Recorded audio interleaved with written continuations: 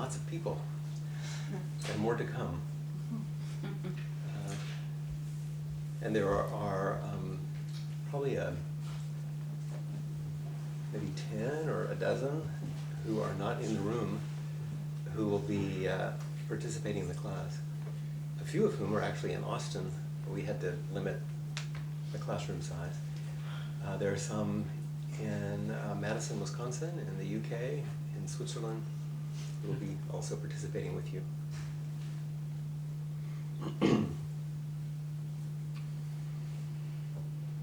So in the next few minutes, hopefully, some others might filter in that are finding parking places and making their way through the traffic. And so this room and this place invites a way of starting, which is the way of stopping. So how about we sit for just a few minutes. Would it be okay if we audio recorded also, maybe? Should have that just as a backup? Audio record to back up? Okay.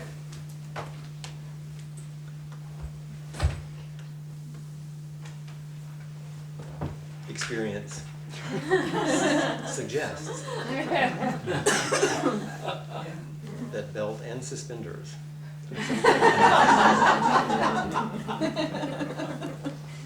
That's the digital way. Yeah.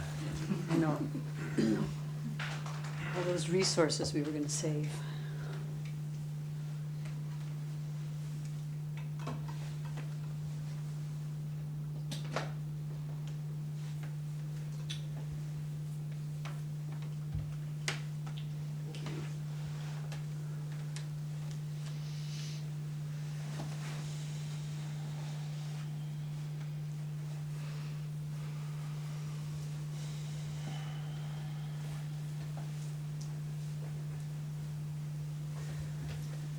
So I know almost all of you, but not everyone.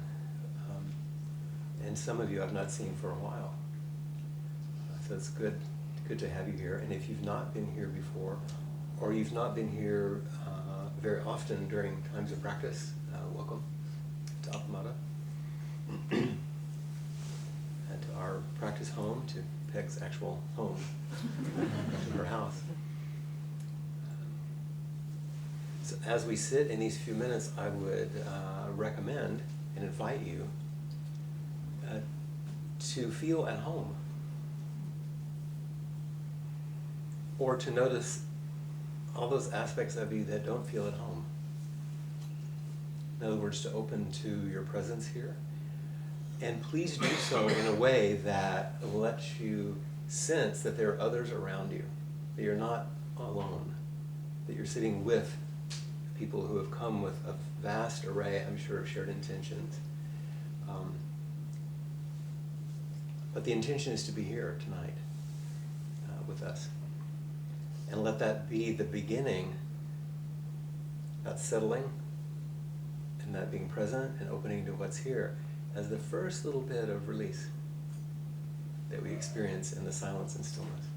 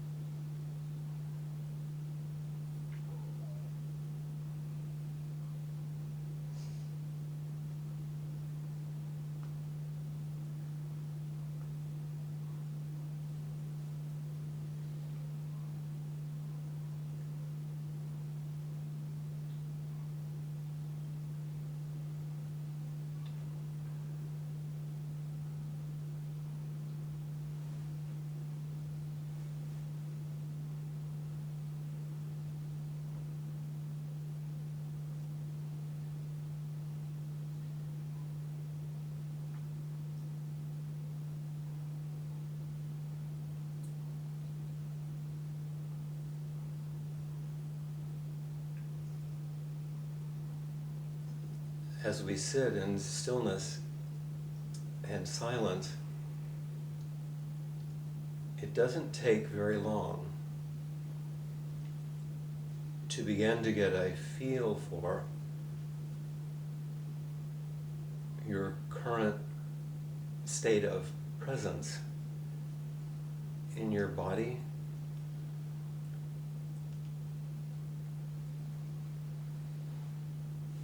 various tensions or pains,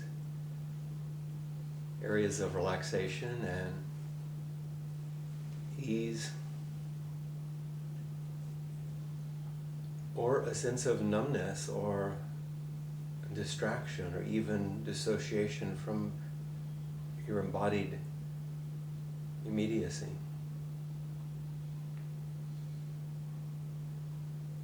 And of course, there's your mind and all of its thoughts that seem to come regularly, often unbidden and seemingly uncontrolled.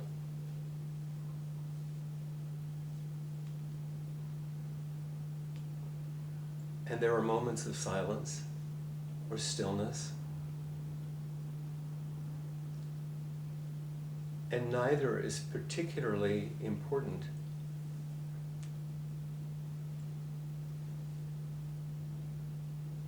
Although softening our attachment to stillness and silence is possibly important. To just rest with what is.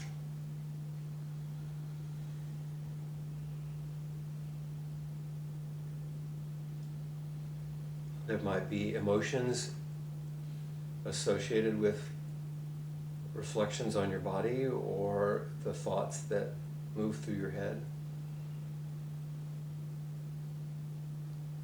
And it's remarkable how far our consciousness extends beyond your body, beyond your own presence here,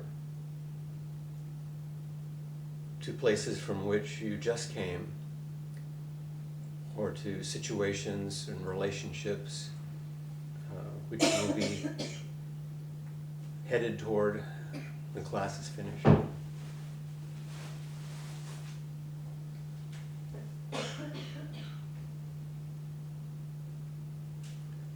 Places and people and time which is not present right now.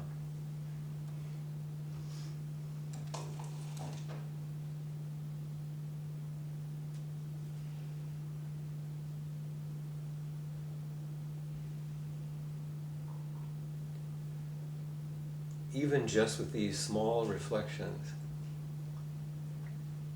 we began to visit just the outskirts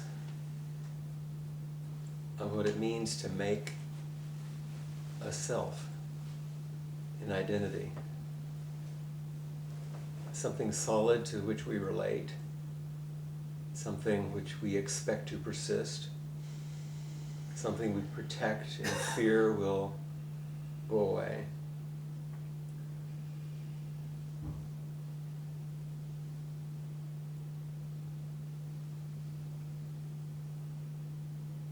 Ways of not realizing our impermanent, contingent flow of life.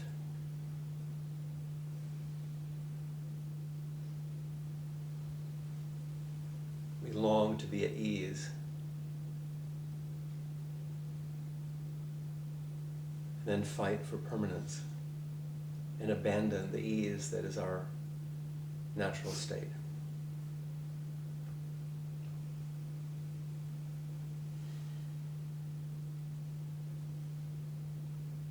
Zen practice is about questioning. Our only meditation instruction tonight is a question, which many of you have heard. How simple are you willing to let this be?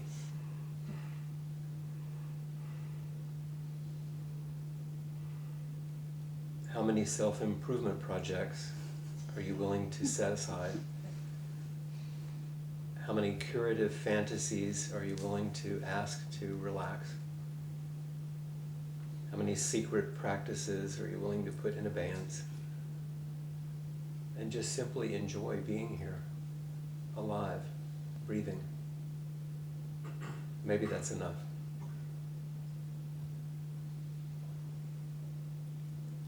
As together we turn toward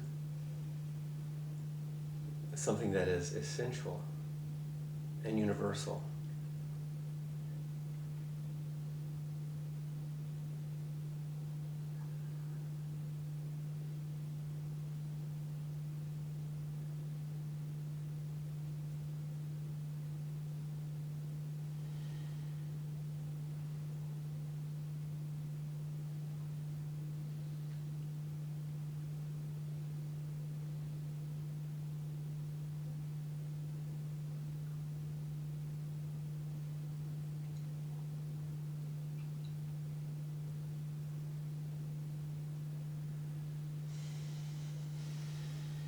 My experience in working with people for many, many years who were facing their imminent death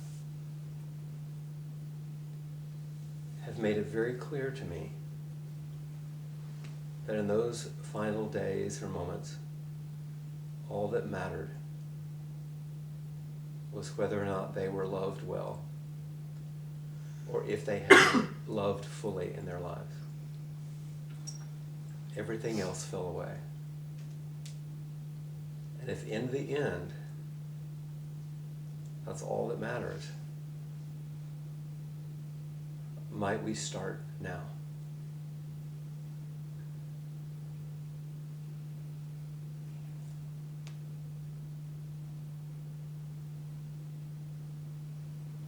To engage the practice of the heart's release.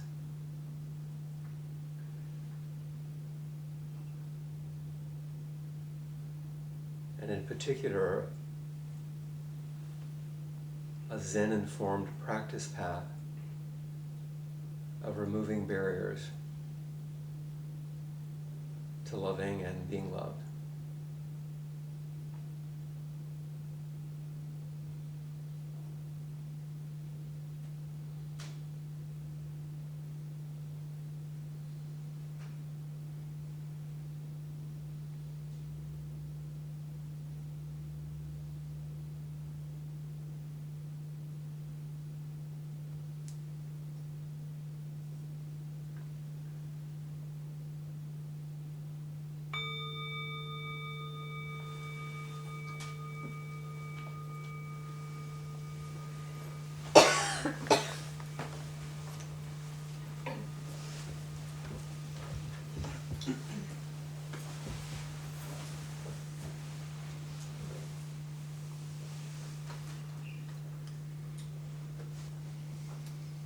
At ease,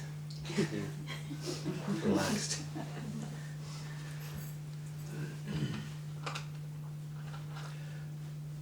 So on our first night of these 4 times of coming together to practice, we'll spend some time, I'd like to orient you to the path that we're going to unfold, actually plunge into some of the first steps, and also give you some information about how we will be inviting you to support us in developing these kind of practices more deeply. If you were in a classroom in an ordinary situation in which the intention was to teach you something, then that classroom would be full of content to offer you. But you're actually in a meditation hall, not a classroom. So technically, you've been tricked.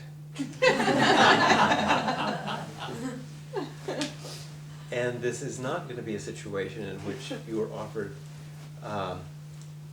content in that academic kind of way. You will be offered probably more than you can swallow in some ways, a lot to digest over time. But it won't be in the form of information, content-driven. Because this is a Zen practice center, you'll be offered practices and ways to reflect deeply so that you can discover what's true for you in the way that the Buddha invited when he made statements about don't turn what I'm asking you into belief. Investigate, go deep, find out if this is true for you. If hundreds and hundreds of people in the last 30 years have told me what I mentioned in the meditation at the end of life, saying the most important thing is, am I loved? Did I love well? If that's true, and I have some confidence that it is based on not my own dying experience at this point, but on what I've heard from many people in many situations, then we might get about the business of opening that capacity now instead of waiting.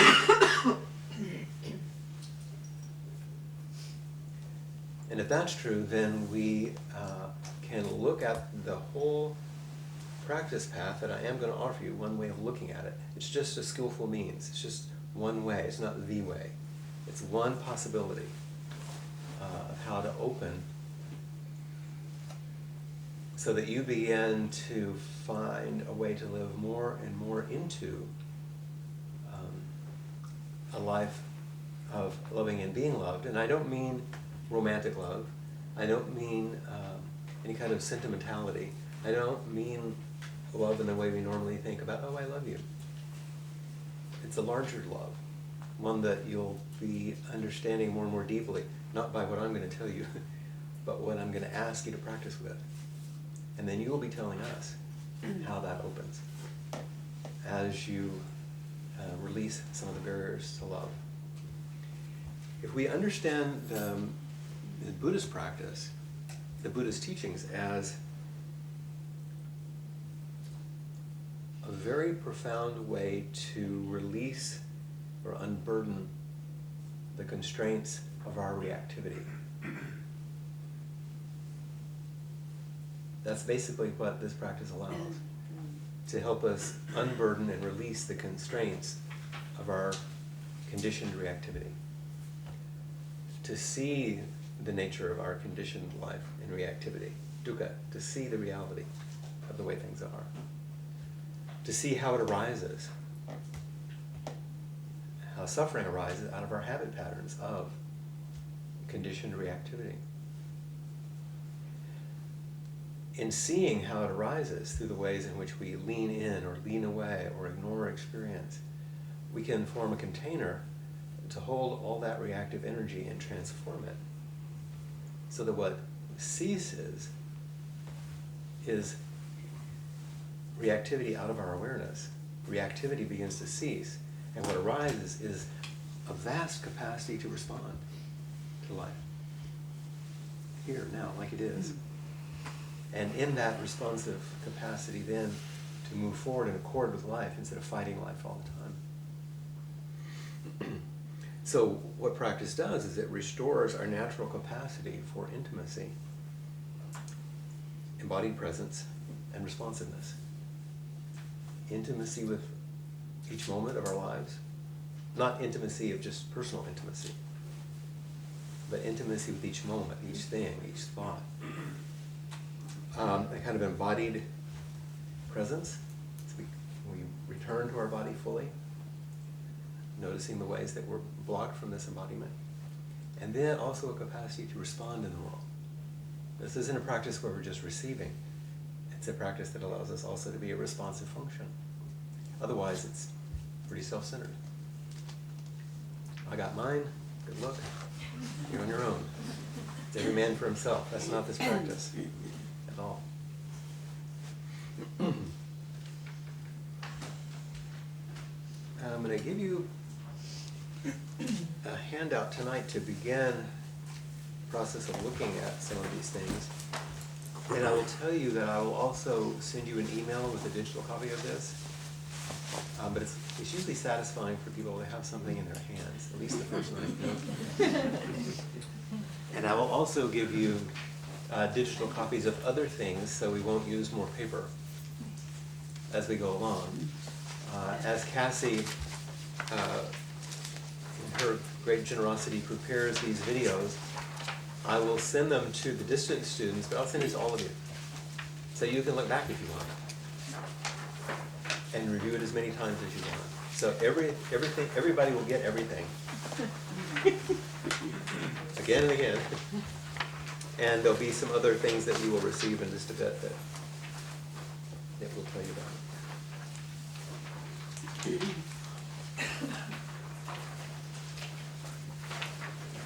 Everybody over here have one? So we have some extras?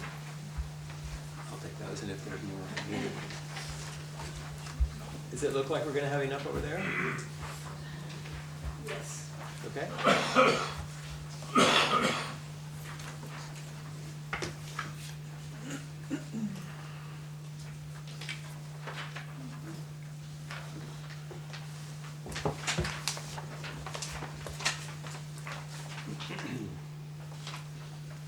You see in these notes, I said, why heart's release? And I realized that in two different places, or several different places, I changed the title without noticing. In some places I put the heart released, in some places I put the heart's release. And I didn't even notice I was doing it. So which is it? But what's the difference? I'm really asking. Because I did it unconsciously. Well, the heart released is past tense, The heart released is past tense. Okay, that's one difference. and the heart's release is current. Okay, so that's one difference. What The else? heart released is also continuing in the present. The heart's released. Completed, but continuing in the present. The heart released. Oh, Something that happened.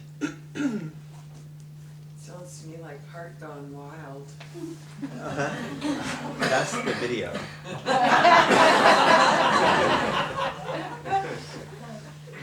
I will be in the Mexican Yucatan in April. A different video.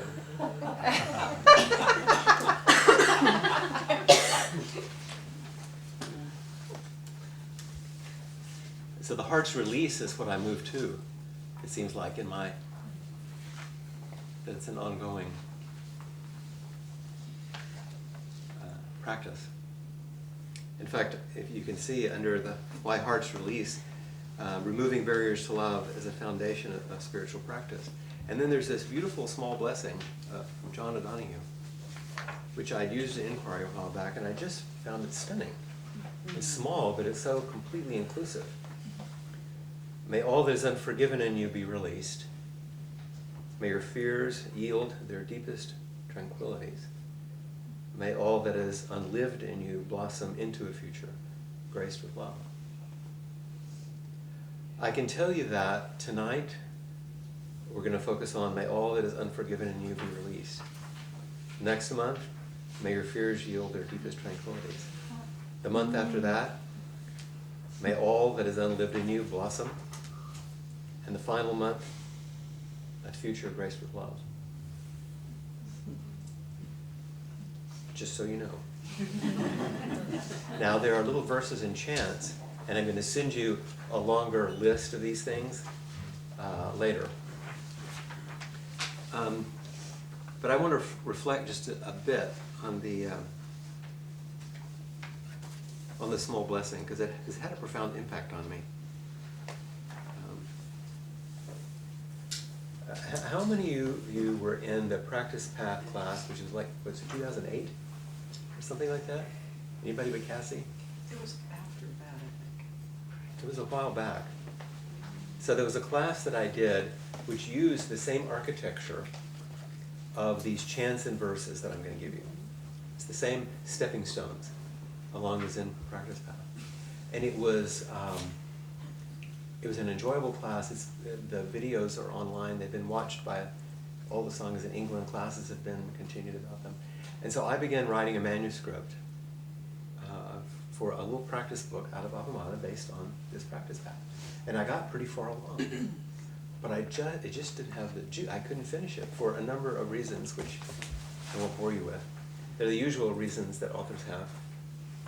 All the way from I don't have enough time to I'm scared to death and all that.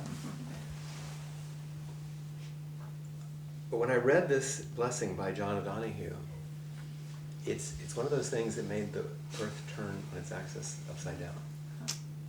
Because someone had asked me, okay, you've been a psychotherapist for 35 years or more. You've been a Zen student for more than 20. You've been a priest for 15. What is it that you actually do? And I found myself just spontaneously saying, I think my job is to remove barriers to love. That everything I do seems to revolve around that particular thing. And then when I read this blessing, it's like, yes, now I wasn't trying to force myself to write one more book about Dharma, which would have been perfectly fine. Now I knew what I wanted to teach, what it was about, the heart's release. And so it changed the way I wanted to present the same material I did 7 or 8 years ago. And for you to help me, if you will, finish the book. And we're going to talk a little bit about how you can do that in a little while. May all that is unforgiven in you be released. Why doesn't it say, may all that is unforgiven in you be forgiven? Isn't it interesting? You know, we could all make a list of what's unforgiven, right? Guilt, shame, unfinished business, things from the past. I was leading a retreat in the Lake District in the UK a few years ago, and the topic was just Zazen. What is Zazen? And we were using the traditional teachings from Dogen and other Zen teachers on Zazen. And someone said, what is Zazen really? And once again, it was one of those moments where I said something strange, which I didn't know I thought. I said, I think it's forgiving yourself for being yourself. Is when you sit in an upright posture. In a way, when you take on the posture in Zazen, it's not anything fancy, it's not rigorous, it's just you sit down, and whether in a chair or on a cushion, and with a fairly straight spine, whatever your straight spine is. You know, some people's straight spine, that's straight for some people. With some dignity and some willingness. And so you take on a posture that isn't just the posture of your personality.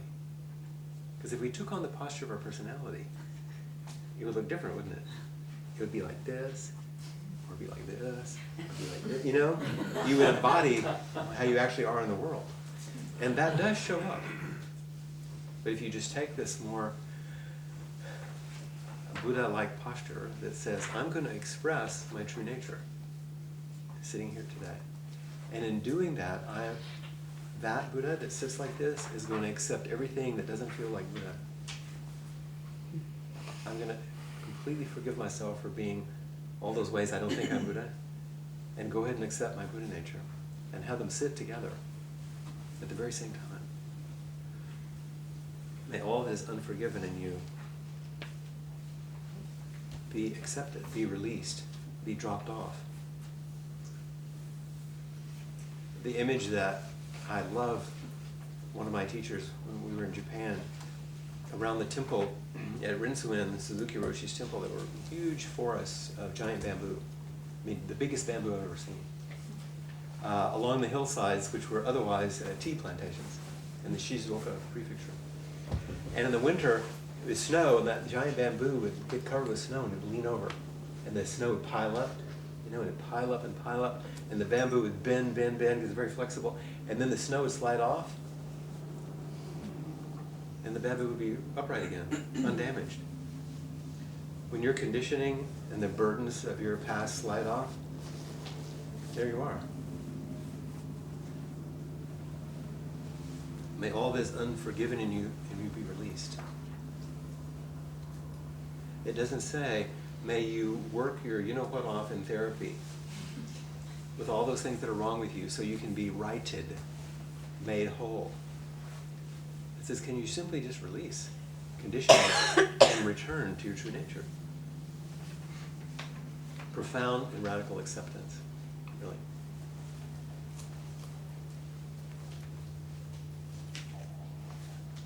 there are lines in some of our traditional chants about body and mind dropping away, our original face being manifest in some of the old traditional Zen chants. This is the release. Things falling away, our true nature manifesting. May your fears yield their deepest tranquilities. Anybody have any fears? It goes with the equipment. Body mind. It comes pre-installed. It's like, you know, when you get the hardware, it's like pre-installed, and then it gets worse with conditioning. Our contractions, hesitations, vulnerabilities. The basis for almost all of our conditioning is a certain kind of fear. And I know I'm making a great generalization here, but it's in the service of my own work here. Think about it. There are certain fears that we have of outside things. There are plenty of fears in the world these days, right? So that's easy. Those are real ways in which we're actually at risk. But I'm talking about the ones we hold inside, the manufactured ones, the ones that wake us up at 2:30 in the morning, you know, those kind.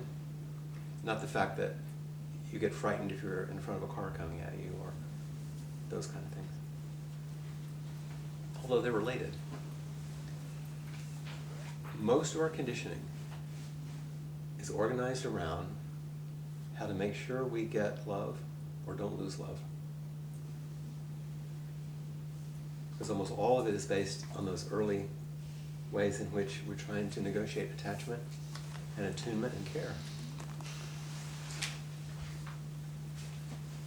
If at the end of our life what's most important is loved and being loved, and we start out life based on our capacity to have secure attachment in our early relationships, deep emotional attunement, and being cared for and held in a deep way. If that's what brackets us, maybe everything in the middle, it would be worth paying attention to the same thing. So our deepest and most consistent fears, really and truly, if we were honest around almost all of these sort of neurotic things, maybe we should call them, am I going to lose the love I have, or can I get love I don't think I have? And once everything that surrounds those are handled, the rest is, animal stuff. Safety, basics. So may your fears yield.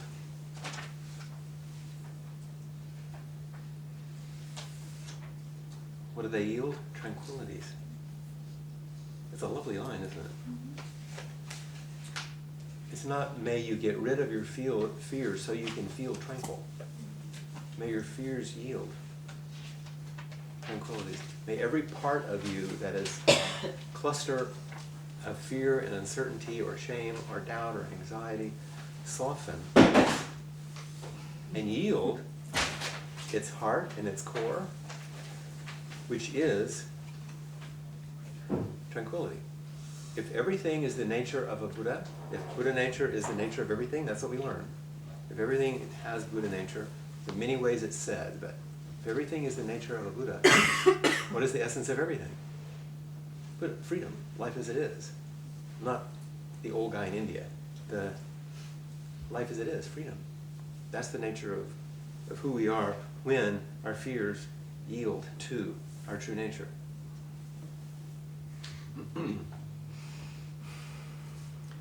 The three questions you've often heard me say that our prefrontal cortex is working on all the time, as long as we have one that functions. Are you there? Do you hear me? See me? Do you choose me? Are you there? Is there someone there? Attachment, real, infinite attachment. Do you hear me or see me? Are we connected? Is there some sort of resonance happening?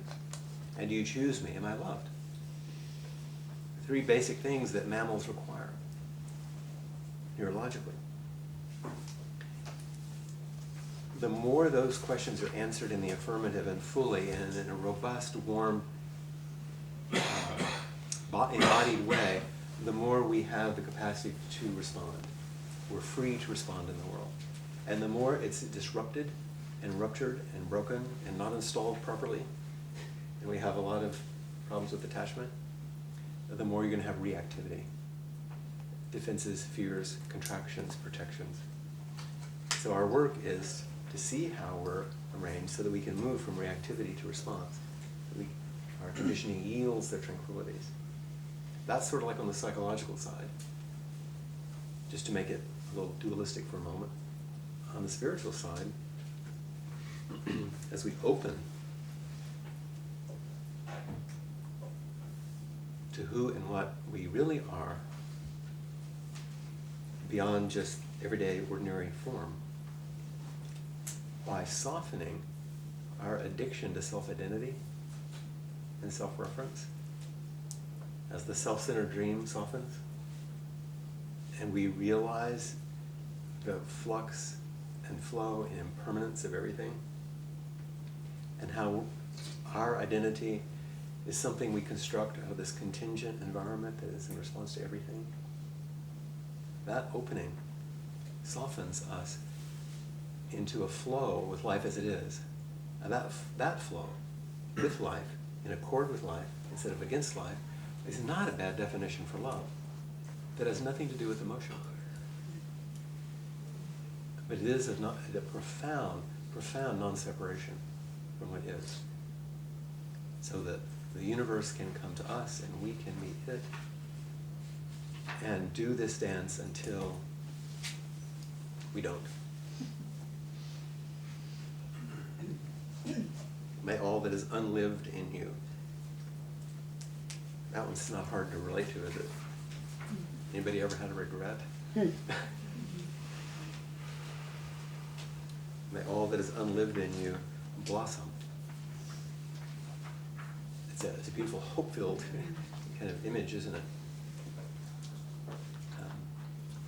My favorite quotation from Dainan Katagiri Roshi is, he said, "Let the self rest on the self and allow the flower of your life force to bloom."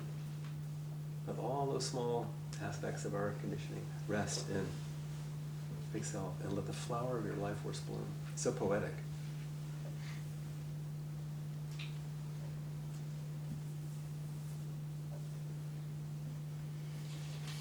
There's so many vast possibilities which we sense somewhere. You know, in our body and kind of our peripheral vision of our mind. You know, there's something possible. Which we sometimes don't dare hope for, or we yearn for, or we make fantasies about, or we, at least in my line of work, I hear all the arguments against why it's not possible.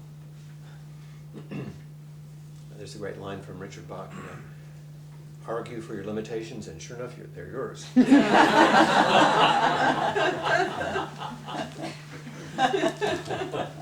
Oops, that's okay. But this kind of shadowy but persistent and undeniable little tapping isn't your Apple Watch. They do that, right? We call it in Zen, well, Suzuki Roshi would call it for his students. He would say, "What is your inmost request?" Isn't that a beautiful line? What is your inmost request? What is that thing that keeps calling, that you don't even have a word for, a name for, but it won't let you alone? And what is it calling? What is the call? And who's calling? Who responds? What is that? This inmost request. And in Zen, we sometimes talk about the mind that seeks the way-seeking mind. That there's some aspect of us that longs for something, that is kind of reaching for something, even if we don't know quite what it is. May all that is unlived in you blossom into a future graced with love. Why graced?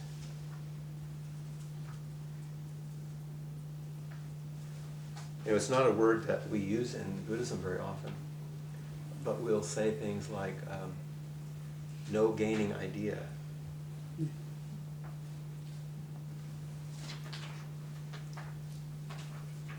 Or the translation of one of Dogen's beautiful writings, the self-fulfilling samadhi, the awakened mind that you can't do but fulfills itself as you practice and opens itself. You're graced. It's given, offered freely. Not through, it's a paradox. Only sometimes through great effort and practice do you realize what's always and already true. And what you open to isn't something new that you created by your effort. The realization arose through your effort, and you realize, oh, it was always this way.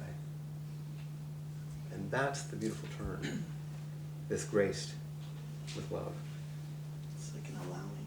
Yeah, allowing, certainly. So this isn't a prescription. It's a description of the way liberation moves. It's not do this and you will be free or enlightened. Practice so this can be allowed. And then it's a description of what offers itself to you.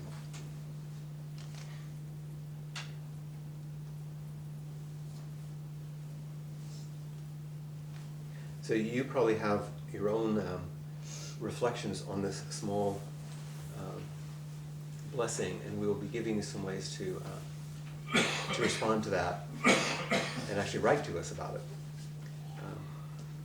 Because one of the things that I'm hoping to do, which I said the first time around, and I'm saying it again, part of why I want you to help me is because there are many, many wonderful books by good spiritual teachers in the voices of those wonderful teachers. And I have a perspective and I have a voice that I'd like to share. But I'd also like to have a book in the voice of the students, where you speak alongside me.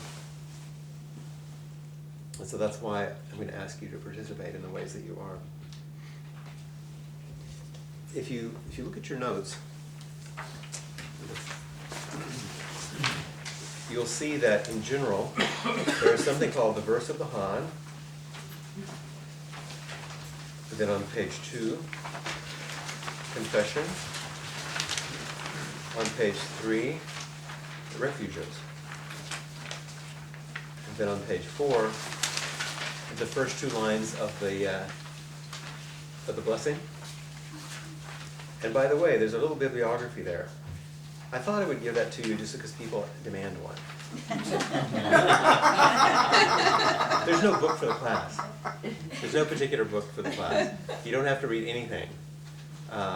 And I don't, it doesn't matter to me if you read something, but a couple of books in each of these categories: Growing Up and Waking Up, Psychological Work and Spiritual Work, How They Move Together. Norman Fisher's book, Taking Our Places, is wonderful. And Toward a Psychology of Awakening by John Wildwood is also quite rich. One is much more, the second one is more technical and psychological. The first one is much more a story laced with deep teachings in our tradition. Buddhist Teachings of the Heart. There's Jack Kornfield's book, The Wise Heart, and Buddhist Psychology, Compendium. And Awakening Through Love by John McCransky. He's a Dzogchen teacher. And teachings of the heart in that way. Then reimagining practice in the modern world. If you're interested in that kind of thing, a fairly recent book by David Loy, A New Buddhist Path, is quite challenging and exciting and stimulating. And then either Buddhism Without Beliefs, which is a small, very accessible book by Stephen Batchelor, or his latest book, After Buddhism, will kind of stir up these things. It's much more heavy and weighty. I should have put both of them in here. But if you want references because you like to read and it gives you something to do, and if you do plenty of reading, then you won't have to practice. You can just read. Unfortunately, that's the way it goes. So I don't emphasize that so much. The verse of the Han. Many of you know the story of the Han, and so I'll just briefly remind you if you don't. It's a wooden percussion instrument in a Zen monastery. A piece of wood hung from usually a rope. It's hit with a mallet, makes a loud noise, and it sends a sound a long way in the monastery so that it will call the monks to zazen. And it's something used in ancient temples when you didn't have an iPhone, and you could call people a long way with this sound. There's a sequence in which it's hit. Those of you that come here, we have a clapper that we do inside the building so we don't wake up the neighbors. So it doesn't go far, but done in the same sequence. Across the face of this piece of wood is written a poem, which is variously translated. The one I'm familiar with is the one on your sheet. Great is the matter of birth and death. All is impermanent, quickly passing. Awake, awake, don't waste this life. That's actually written on the piece of wood, so when the mallet strikes the wood, that's what's being sent out. Morning, noon, evening. It's not a bad reminder every day, is it? Great is the matter of birth and death. That's the great matter. All is impermanent, quickly passing. Awake, awake, don't waste this life.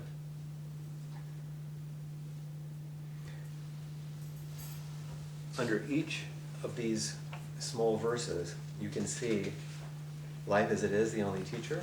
I've put a brief description and some questions. A practice, reflection on the practice, and a question about release. I'm not going to go through all of these at the moment. You can read it, and you can begin to engage this practice every day. In fact, if you look under practice on the top of page 2 for the Han,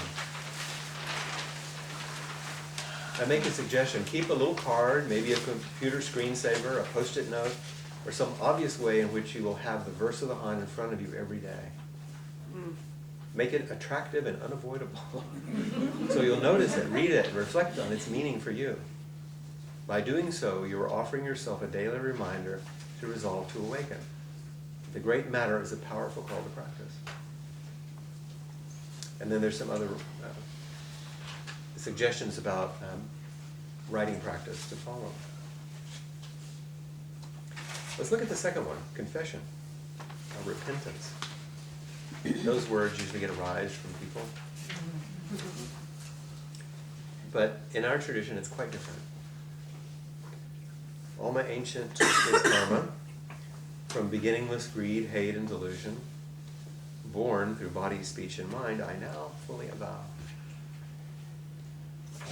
My teacher, Blanche Hartman, I loved it when she would talk about this, because she would always say, this is nothing more than standing up in the middle of your life and saying, this is me. I admit it. It's a pretty good confession, isn't it? It's not a confession that says, please forgive me for something, or I'm a terrible person. It says, I now fully avow. And what is it that you avow? Well, all my ancient, twisted, tangled karma, in other words, everything that went into making this one, from beginningless, greed, hate, and delusion. The traditional three poisons of grasping and aversion. You didn't create greed, hate, and delusion. And you didn't create the karma that came before you. It's not your fault. Beginningless. This is what you arrived with. This is just being a human. But, line 3, you do carry it in your body, in your speech, in your mind, so you have to take good care of it and be attentive and be awake, because it makes a big difference. And so you're going to not only pay attention, you're going to pay respect to yourself and others by saying, yeah, that's me. I admit it. That's all. But that's an enormously powerful way to start. If the Han is the call to practice, your inmost request, It's a sound that suddenly calls forward that deep longing, calls forward all the coughs in this world full of allergies, which we all have. It's hard, isn't it? Oh my gosh, so many allergies. All my ancient twisted allergies. The Han is the call to practice. And then confession is the willingness to look at who and what arrives. It's pretty simple. Okay, I'll show up and I'll actually meet this one.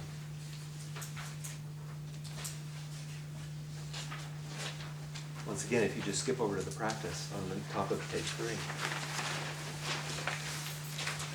This is my request.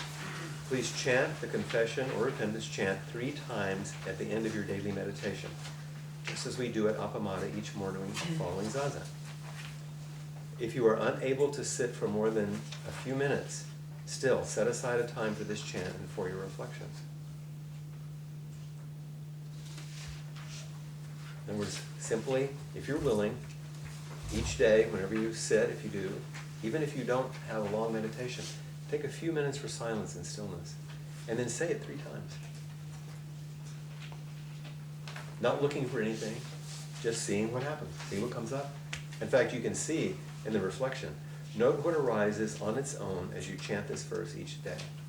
Do not struggle for particular insights or special meaning, just remain open and welcoming of all that comes, including the parts of you that seem to be neither open nor welcoming. Note your thoughts and feelings as they arise. What core beliefs begin to reveal themselves? What do you reflexively turn away from or attempt to ignore? What frightens you or invites shame? These are the most difficult to avow. So you're starting to get the feel for how we're going to move? Mm-hmm. You're going to have a lot to do in between classes. Mm-hmm. And like I said in my email, you know, when the monks would go and practice, and then on the full moon they would come together each month. That's what we're going to be coming together, and we're going to share our practice. And there are things you can do in between. This is an intense time of coming together, but it's not that you come here to get fed the practice. You come here to invite the practice, then you're going to go do it. But look at the refuges. Once again, we're only going briefly through these. I'm often surprised how frequently people will skip over the verse of the Han and the confession as if there's somehow little preliminary things to get to the real practice. But without those two, you don't even enter the gate. They're essential. They're profound. If you only did those, you go a long way in beginning to wake up to what you do. I think sometimes of the refuges where many people begin as a place, pardon me,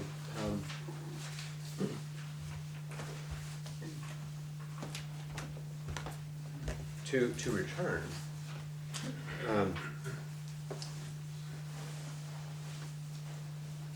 Taking refuge, the word refuge, the root word means to fly back, to come home. I take refuge in Buddha. I come back to my true nature. I take refuge in Dharma. I return to the way things actually are in the world, the way they work, the lawful nature of things.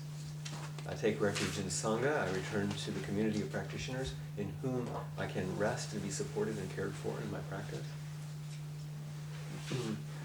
I've added lines that we also chant here because they're beautiful and poetic. I take refuge in Buddha, immersing body and mind deeply in the way.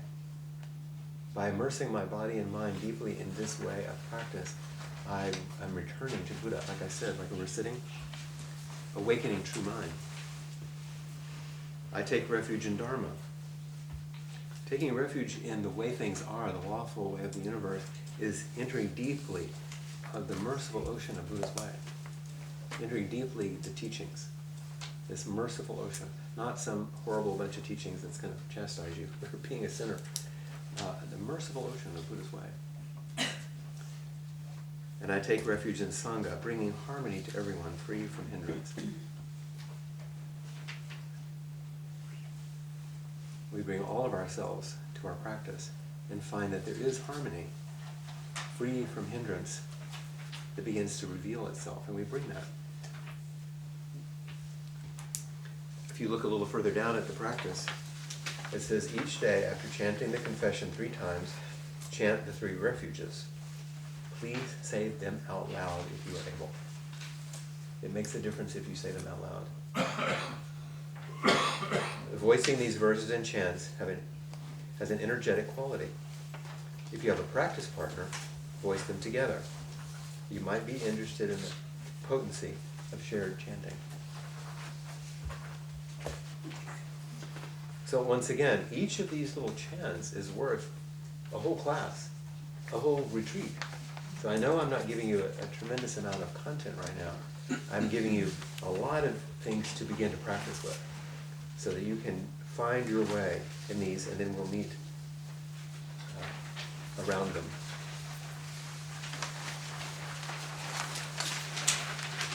On the last page, may all that is unforgiven in you be released. And by the way, the name of the blessing is coming home to yourself, right? So use the opening statement in this brief blessing by John O'Donohue as your prompt for writing practice. May all that is unforgiven in you be released. Note how this statement accords with your reflections through engaging the verses and chants for this month. What does it mean to release what is unforgiven? How does release contrast with what we usually think of as forgiveness? What is the impact of such release? What is made possible by such release? Let's go back to the beginning, first page. Let's read the blessing together. Ready? One time through. May all that is unforgiven in you be released. May Your fears yield their deepest tranquilities. May all that is unlived in you blossom into a future graced with love. Okay, now do your best and hold the page up because you haven't got it memorized, so that you can look over it and say this to somebody. You're not saying it to yourself. Look around. And it doesn't have to be real particular, but make sure you look. You ready? Here we go. May All that is unforgiven in you be released. May your fears yield their deepest tranquilities. May all that is unlived in you blossom into a future graced with love. Feel different? Make sure it goes both ways. And practice on unsuspecting strangers. They'll be freaked out. Can you see in Target and you're checking out? Say, do you want to donate to anything? May all that is unforgiven you be released. No, don't do it. Too strange. Okay, let's look at the verse of the Han. We'll go through 3 times. Great Is the matter of birth and death. All is impermanent, quickly passing. Awake, awake, don't waste this life. Okay, hold on. Think of someone you love a lot. Say it to them. Great Is the matter of birth and death. All is impermanent, quickly passing. Awake, awake, don't waste this life. Someone you have a lot of trouble with. Maybe even a political candidate. Now say it to them. Great is the matter of birth and death. All is impermanent, quickly passing. Awake, awake, don't waste this life. Bring it alive. Okay, confession.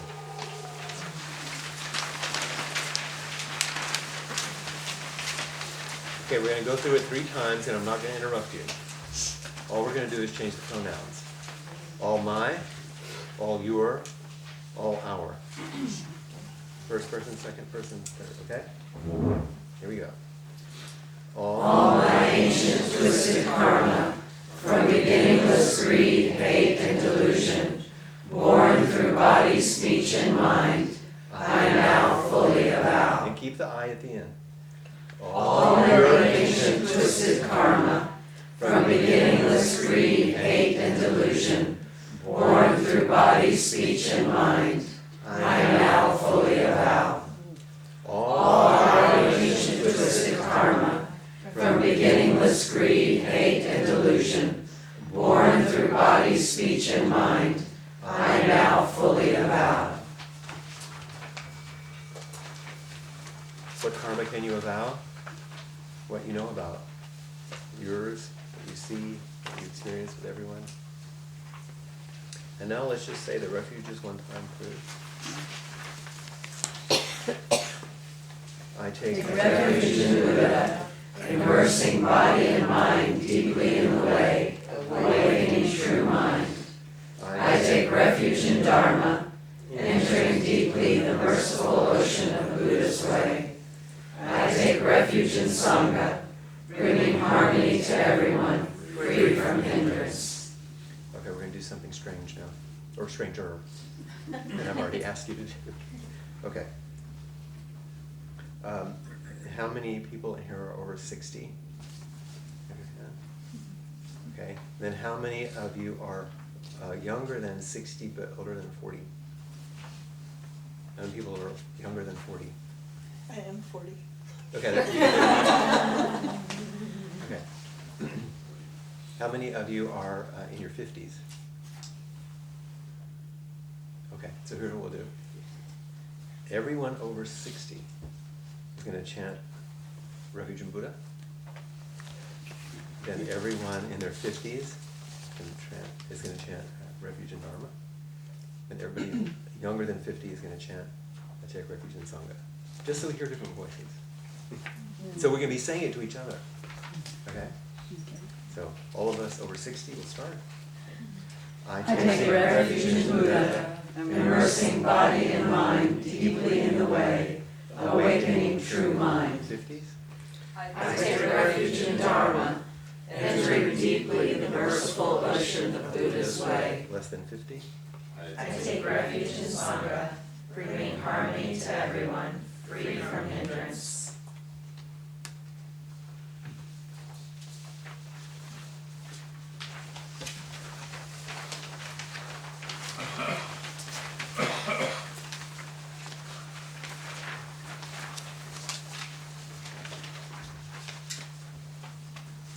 So the entire sequence is going to start with a call to practice, the Han verse. That brings us. Once we're here, what do we need to do? Take a look at ourselves. Confession. I now fully avow. But if I'm not going to follow my ordinary impulses of my mind and feelings and my personality, what do I follow? Oh, refuges. That's more reliable. Take refuge in Buddha, Dharma, Sangha. So once I'm here, I have an orientation of where to direct myself. The next step would be the heart of the Buddhist practice. Like, so how do I work with this? Well, that's the heart of practice are the Four Noble Truths, the four practice principles. Caught in the self-centered dream, only suffering. Holding the self-centered thoughts. I'm going to send you this. Exactly the dream. Each moment, life as it is, the only teacher, being just this moment, compassion's way. So we work with that central teaching. But as we work with unburdening and releasing, it needs to be embodied. Otherwise it's just some head thing. We've got to actually get it in our bodies. So the next chant is reverse the robe. Vast is the robe of liberation. A formless field of benefaction. Wearing the universal teaching, I realize the one true nature, thus harmonizing all being. So the heart of the practice and this embodiment we're going to take up next time. The next step might be then, once we've worked to deepen ourselves into this practice, taking it in deeply in our bodies, to take it out in the service of others and bodhisattva vow. Beings are numberless, I vow to free them. Delusions are inexhaustible, I vow to end them. Dharma gates are boundless, I vow to enter them. Buddha's way is unsurpassable, I vow to become it. Love in action. But this is an ongoing cycle of always returning, understanding our ordinary, embodied, everyday nature, and understanding our beautiful, spacious, transcendent nature, if you want to call it that, Buddha nature, form and emptiness. And rather than chanting the entire Heart Sutra, to touch on form and emptiness, there's the beautiful phrase we use. We live like a cloud in an endless sky, like a lotus in muddy water, one with the pure mind of Buddha, totally embodied in that mud, and completely free, like a cloud in the sky. How do we continually return over and over and over in this practice that isn't a linear practice, that keeps us moving in the cycle of life, always returning. And finally, blossoming into future grace with love is appamada, mindful care. The final teaching of the Buddha and one of the core teachings of his entire lifetime.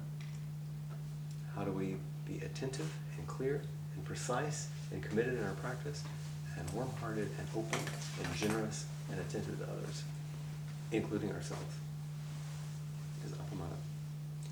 And that, the elephant's footprint, he called it, appamada, holds all the other ones. All the other chants, all the other verses, and all the other practices. So that's going to be our whole arc through this time. Each week, you're going to be getting some information and also some email, which will invite you to offer your reflections on these practices, and it will unfold week by week. In other words, you'll be in class at home, on your cushion and on your bench, for the whole 4 months. And there's a particular way that we're going to invite you to offer that information, so it isn't in a million chaotic emails. And so I invite my research assistant to talk a little bit about that process. You want to do that? Yes. Why don't you stand up a little bit so I can see you here? Okay. Jessica. Hi everyone, I'm Jessica. So we're going to be collecting your responses, if you so choose, through a couple of different methods. One will be a survey that we'll send to you by email. You can fill it out. You'll have the opportunity to go back and fill it out as many times as you want. So just if you do it once and you want to do it again, don't worry, you can do it as many times as you'd like. We'll harvest all the data from each time. Yeah. See, I took notes because I knew I'd be nervous. Yeah, and I'll send an email with all of this information too, so you don't have to worry about remembering it right now. The second method will be a video diary, and this one is really fun and interesting for a lot of people. So you put a little app on your phone, and then anytime you're out and about thinking about your practice, you can record these 30-second videos. This will give you the opportunity to talk about an emotion that's coming up, a feeling, a thought, an insight. And then lastly, we will just be using these recordings. So these are the 3 methods if you're interested in them, and if not, there will be an opt-out option on the first survey. So just under your name, it'll say, I don't want to do this one, or I don't want to do that one, and so you can just opt out. It's all voluntary. So, Thank you. Sure. So could I ask a question? Sure. So on this video, so we just store these videos, or how do they get transmitted? Or do they get transmitted? Or are they just for us? So Cassie is recording the videos, and we'll be sending them out for the people. You mean online. this video? Yes. No, I'm. You're talking about I mean, the little they're ones. iPhones. Oh, The sorry. Could you repeat the question? Sorry. That discount. Yeah. So what is the happens question? to them? I mean, Where are do they they go? shared in some way? Once we record the videos, are we sending them back to you, or? Yeah, oh, thank you. So the app itself, will send them to basically this big database where they're all recorded. Are you wanting access to your own? Is that a question? Are you I'm just wondering where they wondering go? if this is for me or if I'm sharing this. Oh, yes. Yeah. This is basically for Flint, for. It's not something we share with anyone else. Yes. It's confidential in that way. Okay. It's just a way to collect qualitative data on personal experience so we can look at themes, trends, information. It's another way of accessing how the practice is moving in you. And so we can see what happens in this arc of practice as you go along.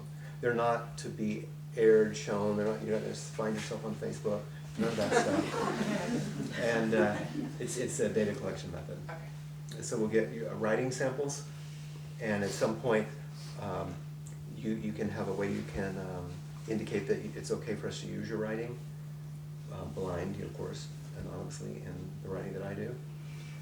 But the videos won't be shown anywhere. It's just to collect data. Maybe responding to them. A techie question.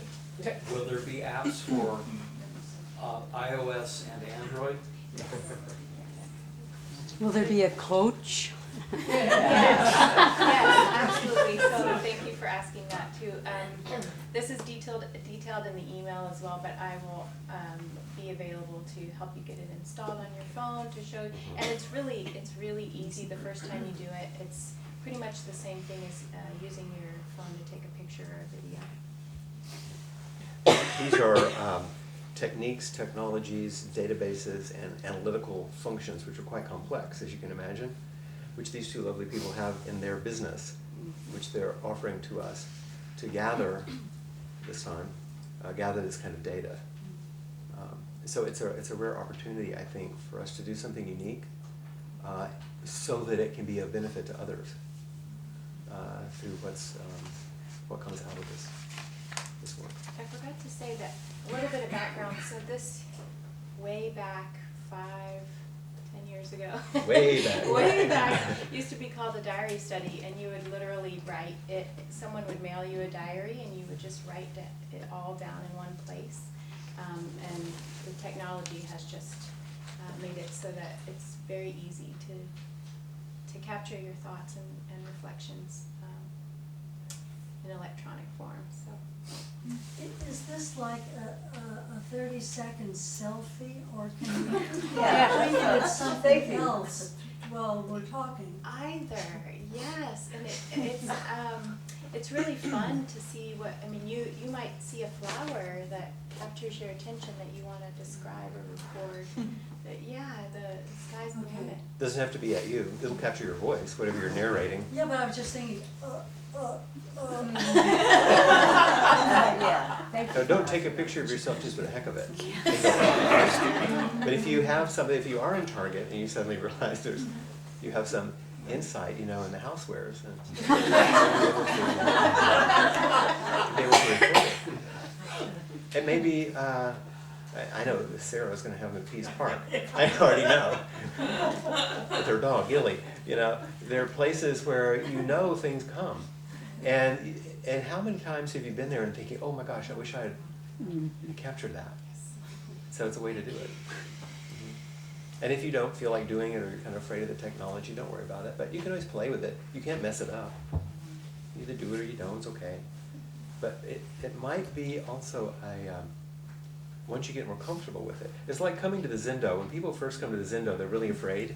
They're going to do the wrong thing. They're going to look like a fool. Oh my God, I don't know what to do. Everybody else knows what to do.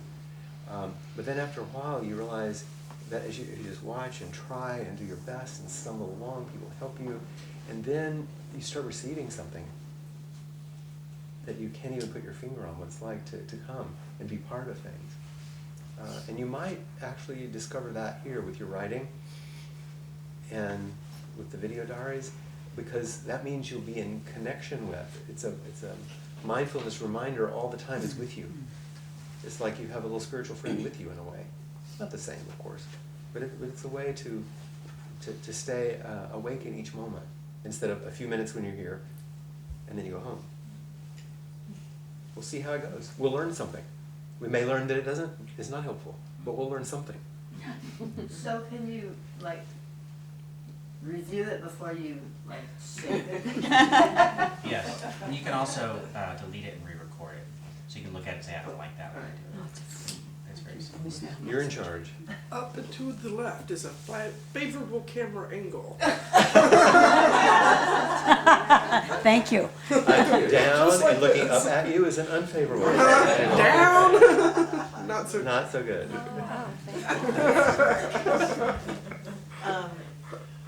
Are if we write something, or send video, is it something that you will be responding to, or is it just like a collection of? It's a collection at this Okay. point. If there are things that I wish to, as I'm reviewing things, if we find something that stands out, I may say, hey, Court, you wrote this, would you say more, or can I ask you? We might do that, but it's not, It's not a it'll be a dialogue. lot of data. I don't Yeah. have the time to respond to everything. Any other questions, concerns? So you're part of a unique group that has, I think, a capacity to make a very generous offering. So I'll do my best to encourage you and invite you into these practices as clearly as I can in the way a Zen teacher does, although this is a unique format. The way a Zen teacher does is by asking questions, going inquiry, deepening your questioning, giving you a practice and having you plunge in deeper. Not giving you answers or data, but giving you questions and opportunities to go deep. And so, basically you have the opportunity for 24/7 practice discussion, just with no one responding. It's you and the universe. But we'll see how it goes as we walk through these practices together.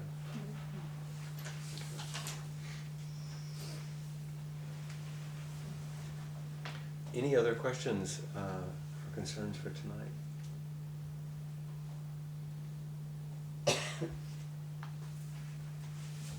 Okay. Let's see if there's anything else on my list. Will we get to see other people in the group if we want to communicate with people in the group? Like, will we have access to information? I'm not going to make everybody's email available because we don't have that kind of permission. And you won't be able to see what other people have written. Okay. But when we come back next time, there will be opportunities for people to share some things they have written. And so if there are things that you've written, even on the survey, if you want to keep it, copies of some of that stuff, please do. Because it's really nice to have a time in which people can share what's come up in response to this. It will really, really help to do that. I made a list for myself, actually, as I began thinking about the kind of practices I was going to be engaged in. And they're not unusual. I mean, we're going to be involved in a kind of a study, self-study, and even just saying the verses, repeating the chants, bringing them into your everyday life. There's a way that you're both just studying what arises. You'll be engaged in meditation, of course, hopefully daily, your regular meditation practice. We'll be inviting you to do mindful reflections, both written, video, or otherwise. You're engaged as we come back together and share these things, or if you have a practice partner, that's another thing. If you have somebody you want to practice with, say, let's get together and sit. Let's do our chants together. Let's visit over tea. So spiritual friendship is really important. Some of these chants over time become devotional practices. You find yourself in front of your altar enjoying lighting a candle and some incense and doing the chants. It'd be like a mantra. You're doing deep inquiry all the time, following the questions. You're engaged in writing practices, which are profound, very, very powerful. Peg does entire intensives with writing because it's so potent. And you were engaging in the first, and many, but primarily the first, of the paramitas, or the practices of a bodhisattva, which is dana paramita, the practice of generosity. By offering yourself to this process, and offering yourself to our work together, you're being generous. And for that, we are exceedingly grateful. Thank you. Yeah. So as you'll begin to receive things in your email, so watch for them, which will be the kinds of information that Jessica was talking about, maybe a reading or a piece of poetry. You know how I am about that I found interesting, powerful, illuminating, puzzling, triggering, something that, so that we stay engaged in this way and see what the limits of this kind of connection and teaching are. So thank you for your assistance. And please don't forget any of your things, 'cause then we have extra things. And there are a few people here who are familiar with Zendo's setup. It's useful for a few people to stay, not everyone, because there's no place to put anything. And we'll rearrange the room for morning zazen. Okay, thank you very much.